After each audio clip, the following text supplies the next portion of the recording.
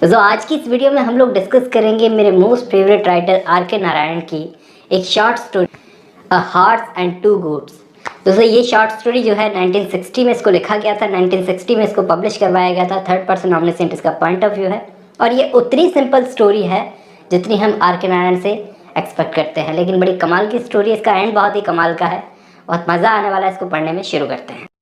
कभी इंडिया का मैप उठाकर देखना, हजारों लाखों गांव मिलेंगे, इतने गांव की गिन गिन के थक जाओगे। इंडिया के मैप पर बहुत सारे डॉट्स हैं, वही वो छोटे छोटे गांव हैं, लेकिन इन्हीं गांवों में देश की आधे से ज़्यादा आबादी रहती है, पैदा होती है, जीती है, मर जाती है। इन्हीं गांवों में एक छोटा सा गांव है कृतल, इंडिया के मैप पर एक छोटे से डॉट की तरह, इतना छोटा कि उसे माइक्रोस्कोप से देखना पड़ता है। इसका रहना ना रहना एक बराबर है, लेकिन फिर भी इसको ऑफिशियल्स ने इसलिए रखा है क्योंकि टैक्स कलेक्टर्स के लिए बहुत आसान रहता है कि वो यहाँ से भी टैक्स कलेक्ट कर सके।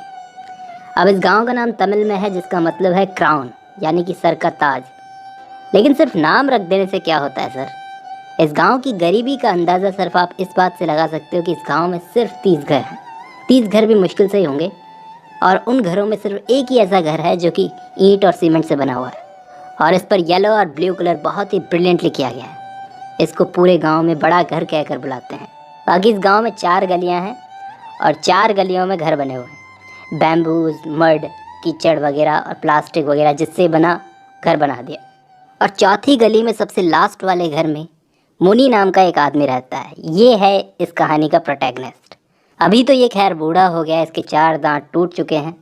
जब ये जवान था तब इसके पास 40 भेड़ बकरियां थी। क्या मानते हो? जिन भेड़ बकरियों को ये हाईवे के पास चढ़ाने के लिए लेके जाता था, और वहाँ पर एक घोड़े का स्टैचू बना हुआ होता था, वहाँ पर बैठकर ये अपनी भेड़ बकरियों को चरता हुआ देखता था। इसका खाना क्या होता था? बाजरे के आटे का सूप, बाजरे के लड्डू, बाजरे की रोटी, बस यही चलता था इसके घर में। इसकी वाइफ थी जो इसको ये सब बना के देती थी। बूढ़े होते जा रहे थे दोनों हस्बैंड वाइफ, तो एक दूसरे का सहारा थे। टाइम के साथ साथ बूढ़े होते होते इसको पता ही नहीं चला कि इसकी 40 भेड़ बकरियां कब सिर्फ 2 बकरियों में रह गई है। इसके पास अब सिर्फ 2 ही बकरियां रह गई है। खाने को कुछ खास इसको मिलता नहीं था, तो इसको बड़ी चिढ़ होती थी। एक दिन इसने अपनी वाइफ से बोला, बहस हो गई, तो वो बोली तुम्हारे मुंह में 4 तो दांत बचे हैं और बड़ी बड़ी चीज़ें तुमको खानी हैं, सामान लाओ बना दूंगी। मुनि जाता है किराने की दुकान पर और जाकर चुपचाप बैठ जाता है। दुकानदार इस पर कोई ध्यान नहीं देता कि आया होगा फिर से उधार मांगने के लिए, लेकिन ये उसकी अटेंशन लेने के लिए खांसता है, छींकता है। अरे क्या चाहिए यंग मैन, इतना क्यों छींक रहे हो? तो वो मुस्कुरा के उस दुकानदार से इधर उधर की बातें करने लगा और पोस्टमैन की बुराइयां करने लगा। पोस्टमैन था इस गांव का एक, और इस दुकानदार को बहुत पसंद था पोस्टमैन की बुराइयां सुनना। ऐसे ही अच्छी अच्छी बातें करके इससे चीज़ें ले लेता था, कभी चावल दे दे, कभी चीनी दे दे, और इस दुकानदार का भी कभी कभार मूड अच्छा होता था तो दे देता था। इस बार भी कुछ मांग लिया। वैसे तो इसकी बीवी ने बहुत कुछ लाने को बोला था, इसने 2 आइटम से ज़्यादा मांगने की हिम्मत नहीं दिखाई। तो दुकानदार ने अपना हिसाब किताब निकाला, भैया तेरा 5 साढ़े 5 रुपया पहले का बाकी है, तो वो चुका दे, ले जा यहाँ से। दे दूंगा यार, मेरी बेटी भेजने वाली है मेरे को पैसे। अच्छा तेरी बेटी भी है? हाँ मुझे पैसे भेजने वाली है मेरे बर्थडे पे। बर्थडे? कितने साल का हो जाएगा? अब इसको बर्थडे भी पता नहीं है अपना। इसको तो लगता था मैं 50 साल का हूँ, लेकिन वो दुकानदार बोलता है तुम्हारी हालत देख के लगता है तुम 70 के हो। दुकानदार ने बड़ी बेइज्जती की, वो वहाँ से आ गया चुपचाप शर्मिंदा होके।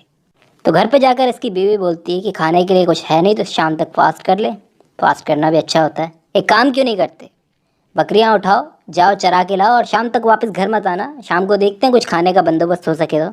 अब इसको अपनी वाइफ पे बहुत भरोसा था कि शाम तक ये कहीं ना कहीं से कुछ इंतजाम कर ही लेगी, बड़े घर में जाके झाड़ू मारे आएगी, अनाज पीस आएगी, कुछ ना कुछ तो करके आएगी। तो निकाली इसने रस्सी, निकाली बकरियां और चल दिया नीचे मुँह करके उनको चराने के लिए। अपने दोस्तों से मिलना नहीं चाहता था। इसके कोई गाँव में दोस्त भी थे जिसको बुला रहे थे, लेकिन ये उनको देखा नहीं, नीचे मुँह करके चला गया। अच्छे दिनों में ये लोग इसके दोस्त थे। अच्छे दिनों में ये भेड़ों से काफ़ी पैसा कमाता था। और इसके बाद इसकी भेड़ बकरियों में कोई बीमारी फैल गई, जिसके बाद एक के बाद एक के बाद एक करके मरती गई इसकी भेड़ बकरियाँ। लेकिन आज इसकी सिचुएशन बहुत ख़राब है। बुढ़ापा बहुत ख़राब होता है। बच्चे इसके पास थे नहीं, तो कभी कभार इसको लगता था कि बच्चे होते तो इसका गुड लक लेके आते, ब्लेसिंग्स लेके आते। गाँव वाले बहुत बातें करते थे इसके बारे में, लेकिन इसको क्या चिंता है, चिंता करने के लिए कुछ है ही नहीं। और गांव में तो ये नीचे मुंह करके चलता था, हाईवे पे आकर ये ऊपर मुंह करता था और घोड़े के स्टैचू के पास आके बैठ जाता था और चुपचाप हाईवे से आती जाती गाड़ियों को देखता था, जिससे इसका अकेलापन दूर होता था। ऐसा लगता था मैं भी इस दुनिया का हिस्सा हूँ। अब घोड़े का स्टैचू बहुत बड़ा था, इसके पेट के नीचे छाया मिलती थी, वहीं पे ये सो जाता था। काफ़ी लंबे टाइम से ये स्टैचू को देख रहा है। गांव में इसके अलावा कोई और इस स्टैचू के बारे में जानता भी नहीं था। एक टाइम था जब इसी गांव में ये स्टैचू हुआ करता था, लेकिन बीच में जब हाईवे बन गया तो ये स्टैचू और वो गांव दोनों अलग अलग हो गए। ये यहीं पर चराता था। ये बेचारा सूरज को देखता रहता था, सूरज कब ढले और घर जाऊँ खाने को कुछ मिले। लेकिन इसको लग रहा था कि अभी ढला नहीं है सूरज, अभी यहीं पे बैठे रहते हैं, पता नहीं बीवी गुस्सा हो गई तो सुनने को और मिलेगा। टाइम का अंदाज़ा ऐसे लगाता था ये आती जाती गाड़ियों को देखकर कि कब गाड़ियाँ कम हो रही है या फिर कब सूरज ढल रहा है। तभी अचानक स्पीड में एक अजीब सी गाड़ी, एक वैन टाइप की, इसकी तरफ आई। इस टाइप की नई नई गाड़ियों को देखकर इसे बड़ा अच्छा लगता था। ये जाकर अपनी बीवी को बताता था, आज मैंने देखो कौन कौन सी गाड़ी देखी। तो एक अजीब सी पीली सी गाड़ी उसकी तरफ आई स्पीड से। उसको देख रहा था कि आज मैं अपनी बीवी को जाकर कैसे बताऊंगा कि ये कैसे कैसे मेरे पास में आई, सब सोच रहा था दिमाग में। वो गाड़ी आकर के उसके पास में रोकी। उसमें से एक फॉरेनर निकला, अंग्रेज़ निकला। उसने गाड़ी को ढंग से देखा, जांच की नीचे झुक करके कि सही है कि नहीं है। मुनि के पास आया और इंग्लिश में उससे पूछा कि एक्सक्यूज़ मी, यहाँ पर कोई आसपास पेट्रोल पंप है या फिर किसी और गाड़ी के आने का इंतज़ार करना पड़ेगा। तभी मुनि से उसकी नज़र हट के पड़ती है उस लाजवाब घोड़े के स्टैचू पर और उसकी आंखें चमक गई। उसके मुंह से निकला मार्वेलस। मुनि को कुछ भी समझ में नहीं आ रहा था क्या बोल रहा है ये आदमी। इसको डर लगा, इसको भागने का मन किया, लेकिन बकरियों को छोड़ के थोड़ी भाग सकता था। मुनि ने देखा उस अंग्रेज़ ने खाकी कपड़े पहन रखे थे, अब ये तो पुलिस वाले पहनते हैं, तो उसका डर और बढ़ गया। मुनि ने उसकी तरफ देखा, वो फिर से बोला मार्वेलस। मुनि साइड में हो गया, वो उसकी तरफ हाथ जोड़ के बोला नमस्ते, हाउ डू यू डू। और मुनि को इंग्लिश में 2 ही वर्ड्स आते थे, यस और नो। और बाकी अपनी तमिल लैंग्वेज में बोलने लगा कि आपको बहुत सारे लोग बोलेंगे ये बकरियां मेरी नहीं है, मेरा नाम मुनि है, ये बकरियां दोनों मेरी है। और अपने हाथों से गांव की तरफ इशारा करने लगा। उस अंग्रेज़ ने उस तरफ देखा, फिर अपना सिल्वर का केस निकाला जिसमें सिगरेट पड़ी थी। एक सिगरेट उसने अपने लिए निकाली और एक सिगरेट उसने मुनि को ऑफर की। मुनि बोला यस, नो, और बड़ा हैरान होकर उसने एक सिगरेट ले ली उस अंग्रेज़ से। मुनि सोचने लगा कि आज तक तो किसी ने सिगरेट ऑफर नहीं की, बहुत पहले पी थी एक सिगरेट, तब से लेकर के आज बस याद ही बची है। फिर उसने लाइटर निकाला, उसकी सिगरेट को जलाया। वो समझ नहीं पाया कुछ भी ये क्या कर रहा है। उसने उस लाइटर को फूंक मार के बुझा दिया। फिर मुनि ने एक लंबा सा उसमें से एक कश लिया और धुआं बाहर निकालते हुए खांसने लगा। इतने सालों बाद ली थी तो काफ़ी अच्छा लगा। मुनि को जो उससे डर लग रहा था उसका डर कम हुआ कि ये आदमी मुझे नुकसान पहुंचाने नहीं आया, अच्छा आदमी लग रहा है। अब वो अंग्रेज़ बोलता है मैं न्यूयॉर्क से आया हूँ। उसने अपना आईडी कार्ड निकाल कर मुनि को दिखाया। मुनि वो देखकर दूर हट गया, उसको ऐसे लगा ये पुलिस वाला है, मुझे अरेस्ट वारंट दिखा रहा है। और वो तमिल भाषा में बड़बड़ाने लगा। वो विदेशी बहुत ही ध्यान से उसकी बात सुन रहा था, लेकिन समझ में कुछ भी नहीं आया उसको। लेकिन वो बहुत ज़्यादा इंटरेस्टेड था उस घोड़े में। वो जानना चाहता था ये घोड़ा कब बना। मुनि ने बोला कि साहब आप यहाँ से चले जाइए, मुझे कुछ नहीं पता, मर्डर किसी और ने किया, आप मुझे पकड़ रहे हो। इसको अभी भी पुलिस वाला ही लग रहा है। फिर भी वो विदेशी उससे कम्युनिकेट करने की कोशिश कर रहा कि आपको एक भी इंग्लिश का वर्ड नहीं आता, प्लीज़ आप मुझे बताइए। और वो मुनि के पास बैठकर धीरे धीरे उसको समझाने लगा इंग्लिश में। मुनि को कुछ भी समझ में नहीं आ रहा था। और उस विदेशी ने अपनी लंबी सी कहानी कि मैं अपनी वाइफ रुत के साथ यहाँ पर आया हूँ, वो श्रीनगर में है, मैं यहाँ पर घूम रहा हूँ, ये सब सुनने के बाद में बड़ी कमज़ोरी से उसने कहा यस, नो। और फिर वो अपनी तमिल लैंग्वेज में उसको कुछ बोलने लगा। तो उस अंग्रेज़ ने कहा कि तुम्हारे दांत बहुत अच्छे हैं, क्या राज है। और मुनि अपनी बात बताता बताता अजीब अजीब से इशारे कर रहा था उसके सामने। तो वो बोल रहा लकड़ियाँ काटनी है क्या, काट लो। विदेशी ने बहुत कोशिश की कि इसको कैसे समझाया जाए, कि कोई मिल जाए ट्रांसलेट करने वाला मेरी बात को। उस विदेशी ने इसके कंधे पर हाथ रखा और इसको स्टैचू की तरफ घुमाया। पूछा ये तुम्हारा है? अगर तुम्हारा है तो मैं खरीद लूँगा, बेच दो मुझे। मुनि को समझ में नहीं आ रहा था, उसको बस इतना समझ में आ रहा था स्टैचू की बात हो रही है। वो वापस तमिल में बोलने लगा। तो उसने मुनि को रोका और बोला देखो मैं बिना वजह यहाँ पर नहीं रुका, मैं इस घोड़े के लिए तुमको बहुत सारे पैसे दूंगा, बेचना है।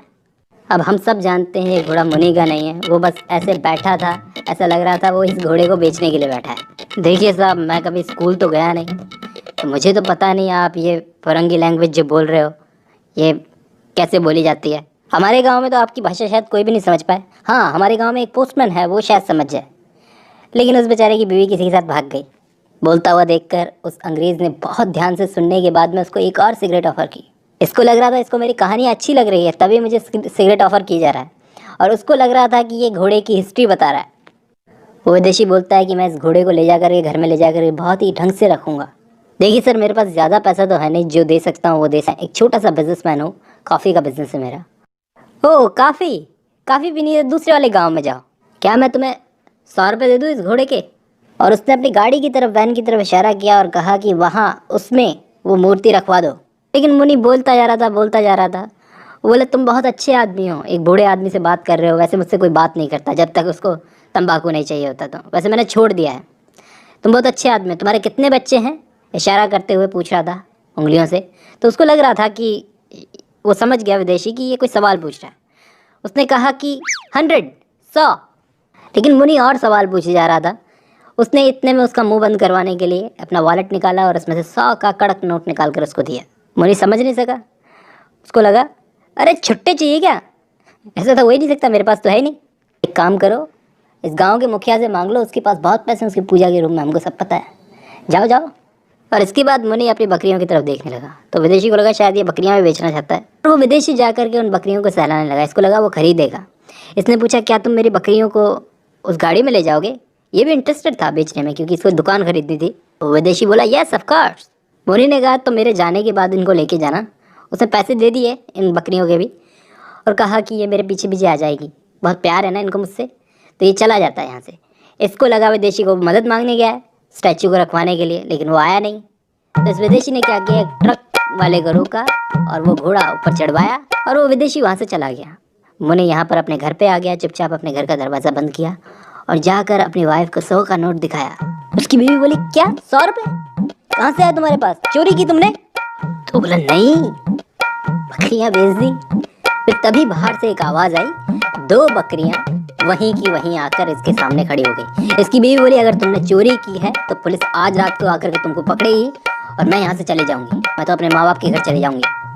और यहीं पर दोस्तों ये स्टोरी ख़त्म हो जाती है।